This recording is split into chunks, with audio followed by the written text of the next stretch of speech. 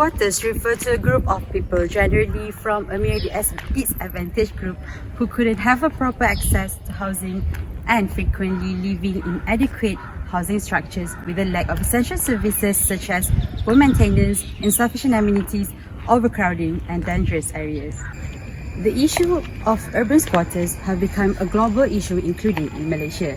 The latest data on squatters shows that the state of Johor carries the highest number of squatter families as compared to other states in Peninsular Malaysia with a total of 6,363 families.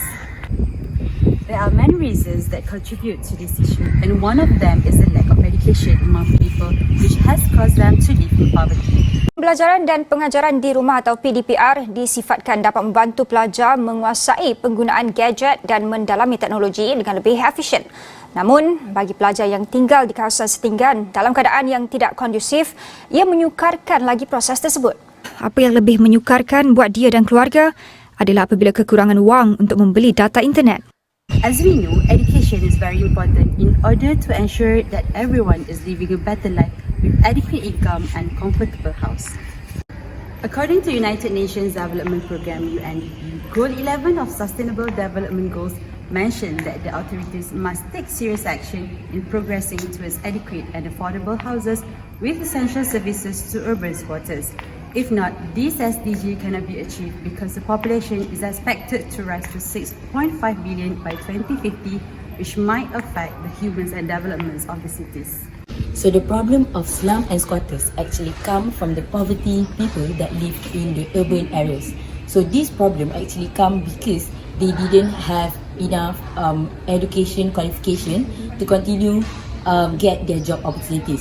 The lack in education qualification will lead towards less job opportunities that they will get. So the government need to play an important role to make sure that the people get enough job opportunities. So one of the important role that government can do is by providing many programs that could enhance the skill of the people. So one of the example of the program that has been introduced by government is known as the upskilling and also reskilling program. So this program was actually a collaboration by the government together with Giat Mara to enhance the skill of the people so that they could have better skills to become close to high level job opportunities. And then when they could continue their job to the high level job opportunities, they will get more income that could so they can afford to live in the low cost housing area and go out from the slum and squatters area. In conclusions, they can actually reduce the number of slum and squatters with the help of government. Bagi tahun 2021, sejumlah 1 bilion ringgit diperuntukkan untuk 200,000 pelatih, antaranya merangkumi program berikut. Pertama, 150 juta ringgit diperuntukkan bagi program Kementerian Pengajian Tinggi Persijilan Profesional KPT PACE.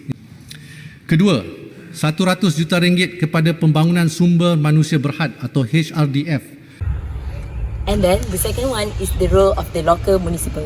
So the local municipal has introduced one initiative known as a low cost house to the people that are actually affected by the urban problem. So the initiative is known as the Project Perumahan Rakyat PPR. So this initiative actually will help the people to have their own house at a low cost. So to have this house, the people need to pay only 124 ringgit monthly or at the sale price of 35,000. So this PPR project actually has reduced the number of squatters in the urban areas start from the year of 1999 to 2018. And then the government also need to only spend a little towards the building of the urban areas for the people. By doing this, actually the slum and squatters area will be reduced because they have other initiative to stay if they are facing poverty or they didn't have enough income to support their family's life and have a quality of life at the urban areas. So in conclusion, project perumahan rakyat that has been introduced by local municipal is actually one of the initiative that could give the people second choice to stay at a house to get the quality of life living in the urban areas. The next role of local municipal is implemented zero squatters program. Local governments in Kuala Lumpur and Selangor in particular have taken a number of steps, which is zero squatters program. The goal is to establish a more structured and well-planned housing development. For example, the state of Selangor through the zero squatters program in 2005 implemented a variety of strategies to diminish and eliminate squatter populations. The government's initial action plan through the Zero Squatters program was to collect data on squatters and low-cost housing in order to confirm that appropriate low-cost and medium-cost housing was available for target groups and squatter inhabitants. The next step is supervision, which involves the local government monitoring and ensuring that low-cost housing development is completed on time and in a manner that is consistent with other types of development.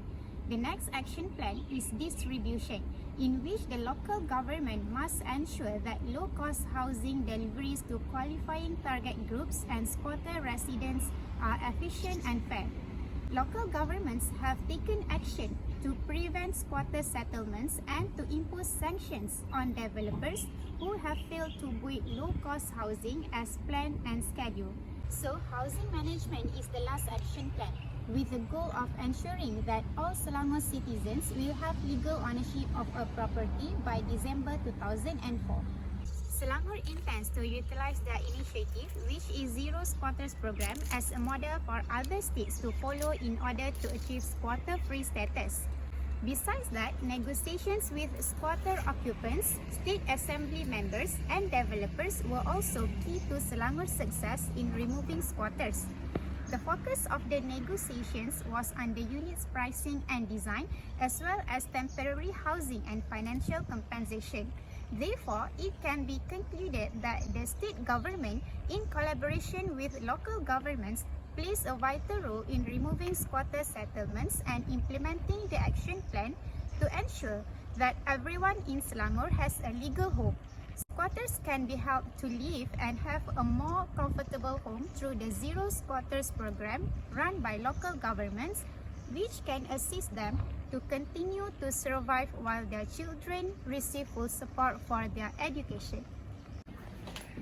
The first challenge for the urban squatter dwellers is their social issue. Urban squatters are typically populated by the people with the low educational levels, unemployed people, poor living conditions, dysfunctional families, migrant people, and poverty groups who are easily influenced to commit social issues like crimes in order to survive. The common crimes are such as motorcycle theft, alcoholism, loafing, and drug issues.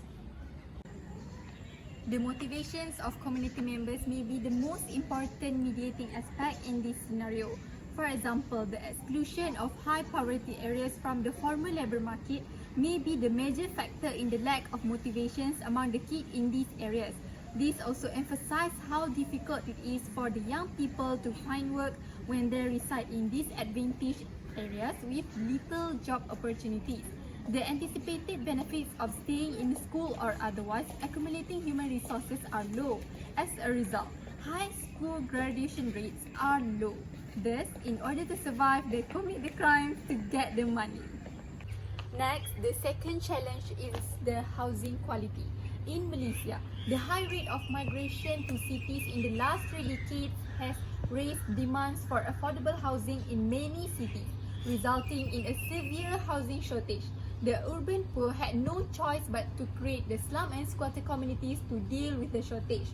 However, the developers has developed low-cost houses just to meet the quota requirements because they are considered unprofitable to them.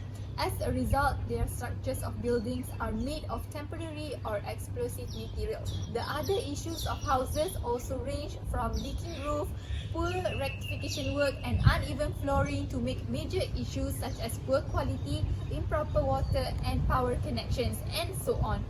This causes the residents to feel uneasy about living in the house because it was constructed without following the authorities' criteria and with low quality materials. Moreover, a low-cost house in Malaysia would meet the basic design requirements, which include a built-up size of 550 to 660 square feet, 2 bedroom, a living room, a kitchen and a bathroom. A typical Malaysian family or home, on the other hand, is made up of 5 people who are an adult male and adult female and 3 children.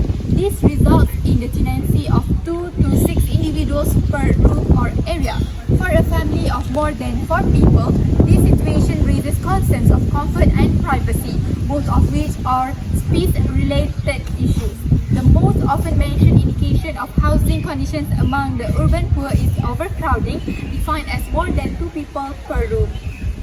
Housing conditions and overcrowding can have a major impact on children's health, education, safety and behavior in the short and long term. Hence, squatters in the city are linked to a house that has suffered extensive damage and has leaving the children unable to study in the comfortable condition. There are several recommendations that can be utilized in order to reduce the poverty rate in Malaysia. Firstly, the government needs to encourage young people, especially from the urban areas, to be involved in improving their technical skills. Most of the young people in the urban area are not well exposed to technical skills, and they felt they were left behind and they cannot explore with their own capability. Since most young people are not interested in formal education, the government needs to find solutions in order to give them a promising future. Most young people tend to learn technical skills through informal processes. Here, the government needs to take their role to intervene in the problems and encounter them with solutions. So, the government can provide technical and vocational training by focusing more on the quality of qualifications. Skill training is very essential because it can determine the quality of workforce to meet the industry requirements and lead toward productivity. This effort can enable people to push their full potential and also help to reduce poverty in the slum and squatters' places. This program will also help individuals to feel not be left behind than others. Social fairness should be required, considering each community's respective levels of development. As a result, the government's distribution of income policies will be focused on ensuring that everyone has equal access to opportunities, educate and raise the educational level of poor youngsters, as well as teach them business principles that would enable them to obtain a greater job and possibly manage their own business. Furthermore, the government can take Singapore approach towards their citizens, where they have implemented the one family, 2 children policy since 1970s. The main goal for this program is to reduce the burden for the family in the urban areas. The family that has fewer children can focus more on their financial management, especially on proper housing, clothing, food and education. The idea was having fewer children men being able to allocate more precious resources to them. People who were less educated or had a lower income tend to have more children. Small family numbers also can help to increase their way of life. The government can also distribute resources and much easier and even, and also widen up the chances for these people to have a better jobs and improve infrastructure in the rural areas. The government can spread awareness by promoting the benefits of having fewer people in family, such as poster, booklets and flyers. Maybe this program can be aimed for those families who are suffering from poverty, since Malaysia still can be considered as an optimum country in terms of population.